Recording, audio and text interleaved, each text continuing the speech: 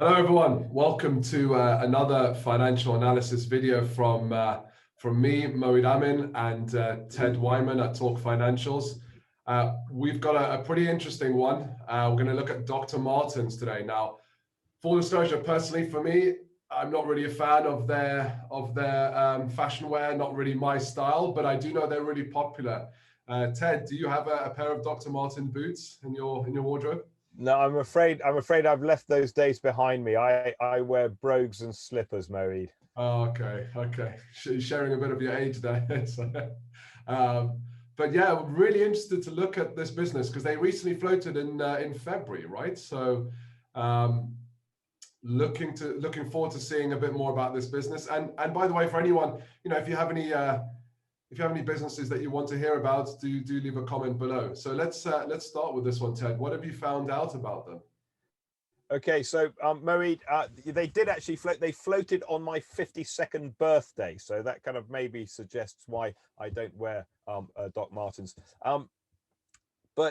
So looking at their financials, so quite difficult to find the actual company that floated, and there's no annual report for them. So we're going to have to look at their prospectus and look at the numbers in their prospectus, and you'll see that some of those are audited, some of those are unaudited. Okay, so let's just look at some of the key numbers. So we're looking here at the headline numbers. So here's the sales, for example, up to the 31st of March 2020 of 672 million. And this is the first 6 months of, also the 6 months since then to the 30th of September. Now, interesting enough, if you double this figure here, you get to less than this figure here. So if you double 318.2, you get to 636, which is down from 672. Right. Now, what does that tell us? Does that mean that they've hit a plateau? Because this is quite a good growth. This is quite a good growth. Have they grown? Have they outgrown their boots? For a metaphor for you, Moeed. So there's a kind of, that's our first question mark. Maybe it's a consolidation. Maybe there's a seasonality to it. I don't know. Next thing we notice is that they are on a pretty persistent 40% gross margin.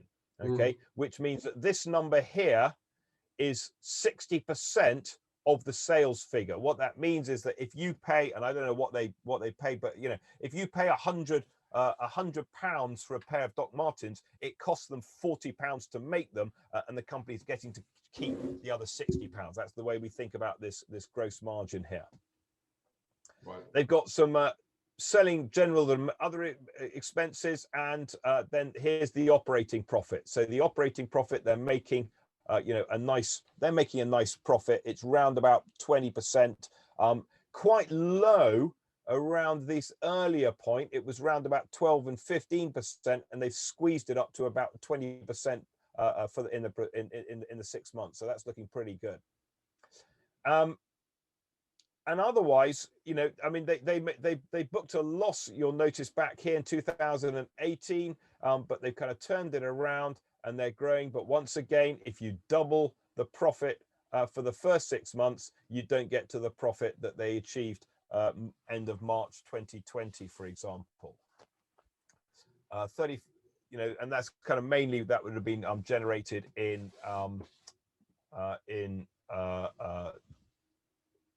pre-COVID. So again, you could argue, I don't know, is this a kind of, have they been suppressed through COVID, and they're the coiled spring that the Bank of England talks about, and everyone's going to be rushing out to buy Doc Martens when the stores are open. Who knows? The balance sheet is quite interesting, though. So looking at the balance sheet here, so once again, so the non-current assets, these are the things we need to run the business. So it's going to be tables and chairs and plant and machinery and equipment. Quite a lot of intangible assets in here. So we're not sure exactly what that is. There's property, plant and equipment. That's a pretty small number. Yeah. Which basically says they don't make Doc Marten boots. Somebody else does that. That's China. So that's all going to be, all the manufacturing is outsourced. These guys are effectively, they own the brand and they're a marketing company. Now, this intangible asset may be goodwill, or you know, I'm not sure what else it could be. So you know, there's no note that tells me what this is. So I've got a little question as to, you know, what is that intangible asset that we're actually buying? Okay. Here's the current assets, so things we own that we're trying to turn into cash. So they've got a reasonable amount of cash, 117 million pounds. There's the boots in the warehouse. Boots in the warehouse, you'll notice, has gone up. And maybe again that could be a COVID, you know, a COVID lockdown aspect, and trade and other receivables, people who owe them money. Bottom half of the balance sheet, the liabilities. So here are the current liabilities, this bit down here, and they've got quite a lot of trade and other payables that they owe money to, and a little bit of borrowings from the bank. And then you notice down here, this company, there's a lot of debt on this company. Okay, so these are redeemable preference shares. So this is a kind of hybrid somewhere between debt and equity. Now, it's interestingly, usually you'd have a preference share part here in the equity part. Okay, so if you reclassify it, you've got quite a healthy company, but they've obviously put it up here.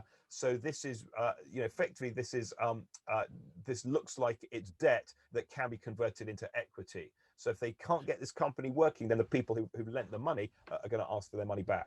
Okay, so is that this similar? is the bank loan, but this is, yeah. I think we saw that Deliveroo had the same type of well, not same type, but they had a redeemable. I don't think it was preference shares, but they had redeemable share debt, where you know there was the option for. they had a, I think they had a convertible. They had a convertible debt. Yes. So Right. you know, again, we just want to know what, you know, what's the nature of this, because at the moment, what it's done is it's causing them to have a negative balance sheet.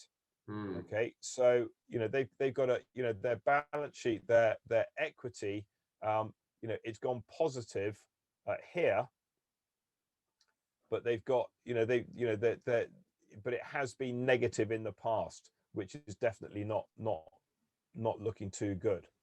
Right. Okay, so it has gone positive, but we can see the you know, it hasn't been, you know, it could be better, so to speak. It's a relatively new story for that being positive. Okay. Yeah, exactly. Yeah. Okay. Interesting.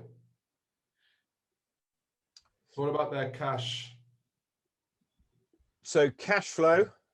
Yeah. So we'll look at the 220 numbers. Here we go. So that so what they've got is they've summarized the cash flow here, and what they're really showing here is that this is the cash from investing from their operating activity. So what this tells me is that they're generating cash. They've generated cash for the first 6 months. They've generated cash in the last year, and we always like to kind of compare that to the actual the accounting profit. So you know, accounting profit 100 million, cash generation 120 million, which is you know, pretty reasonable.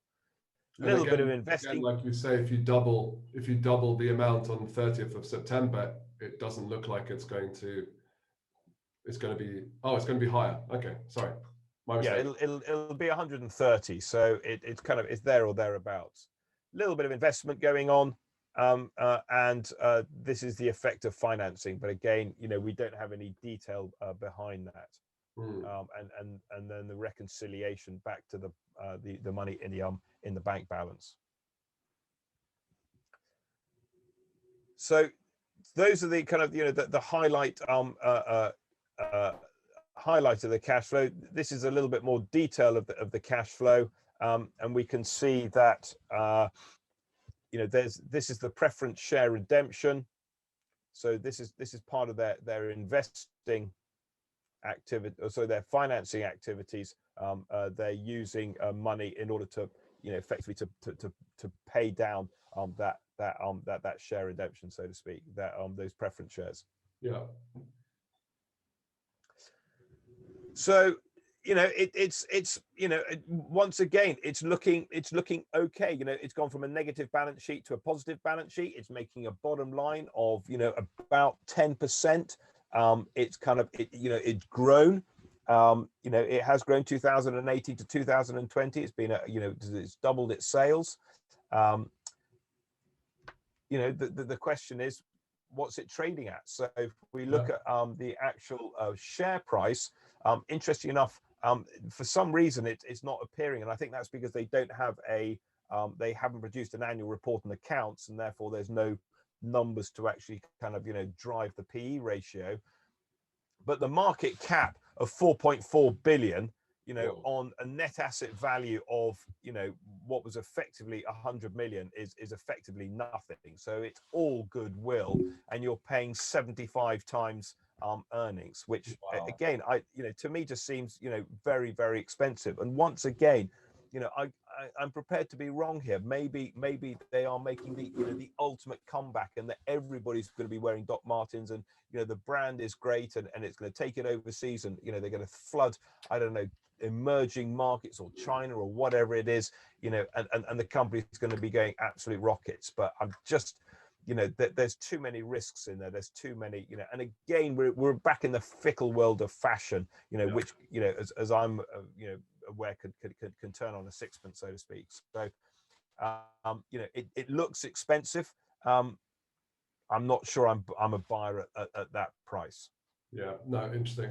For my personal opinion, I wouldn't be, but then I can't really connect to the product either. So what are your thoughts, everyone? Do you think this is a company that's worth investing in? Do you see something that we don't?